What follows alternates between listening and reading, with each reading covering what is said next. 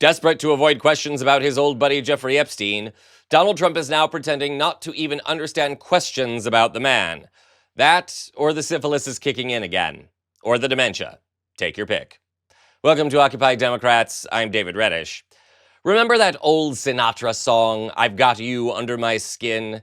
Well, Jeffrey Epstein's rotting corpse is currently singing it to Donald Trump, and the world is wrapped with attention by this creepfest cabaret act. Can't you just imagine Epstein sprawled across a baby grand piano, crooning to Taco at the keys? I know I shouldn't make light of this situation, but if I can't, it's just depressing. Here's where things stand at the moment. Donald Trump continues to float the idea of a pardon for Epstein's gal pal, Ghislaine Maxwell, even going so far as to have the Justice Department transfer her to a cushy, minimum security prison this week. The preferred treatment for any sex trafficker.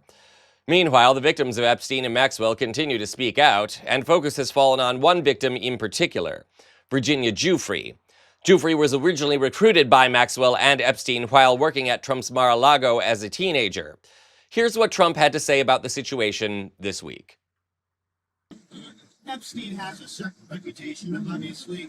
Just curious, were some of the workers that were taken from you, were some of them young women? Were some of them? Were some of them young women? Well, I don't want to say, but everyone knows the people that were taken. And it was the concept of taking people that work for me is bad. But that story's been pretty well out there. And the answer is yes, they were. Yes, they were young. Yeah. What did they do? In the spa. Jobs. The spa. Yeah, people that work in the spa. I have a great spa, one of the best spas in the world at Mar-a-Lago. And people were taken out of the spa, hired by him. In other words, gone. Mr. President, did one of those stolen, persons, that include Virginia Giuffre? I don't know. I think she worked at the spa. I think so. I think that was one of the people. He stole her. And by the way, she had no complaints about us, as you know. Don't you just love how Trump seems more offended that Epstein stole a beautiful young employee, not that he, assaulted her?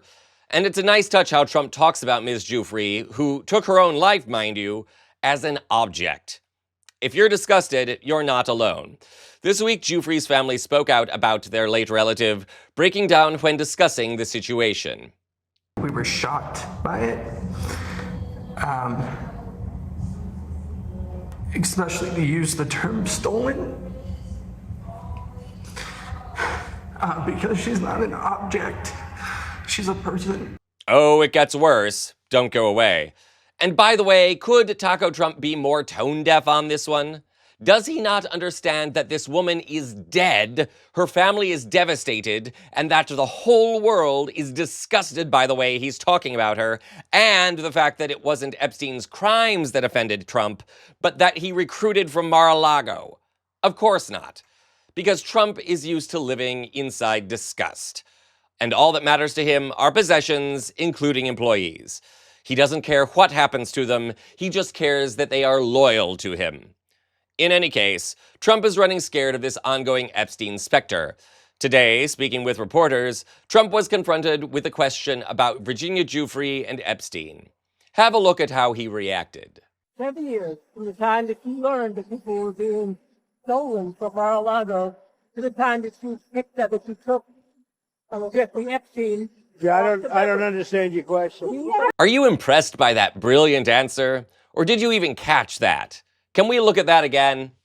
7 years from the time that you learned that people were being stolen from Mar-a-Lago to the time that you picked up, that you took Jeffrey Epstein. Yeah, I don't understand your question. He doesn't understand the question. Somehow I have a feeling that's a choice more than something lost in translation.